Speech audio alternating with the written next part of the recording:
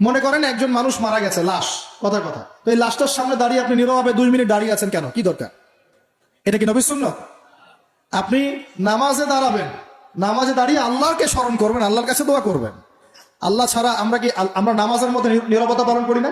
নামাজে নীরব হয়ে আল্লাহর কাছে ধ্যান করি না? মনোযোগ ধরে রাখি না? তো এখন আপনি কোথায় মেডিটেশন করছেন? এটা তো শয়তানের দিকে যাওয়ার রাস্তা খুলে দিবে আপনাকে। অনেকে আগুনের সামনে মাথা নত করছেন, প্রদীপের পূজা করছেন, অনেকে দেখা যায় বিভিন্ন দিবসে এই যে বানর, হনুমান, এইসবের মূর্তি টুর্তি নিয়ে রাস্তাঘাটে দৌড়াদৌড়ি করছেন। ছেলেপেলেরা এগুলো বেশি করছে। কাকে প্রমোট করছো তোমরা? কাকে প্রমোট করতে যাচ্ছ? কোন সংস্কৃতি প্রমোট করছো? এই হাদিস এটাও আছে শেষ জামানায় যে আমার উম্মতের একটা বড় অংশ মুশরিকদের সাথে মিশে যাবে এবং মূর্তি পূজা শুরু করবে। এগুলো চলছে না এখন? এগুলো যখন চলবে তখন আমাদের উপর কি আল্লাহ পাকের রহমত নেমে আসবে ভাবছেন, না আযাব আসবে?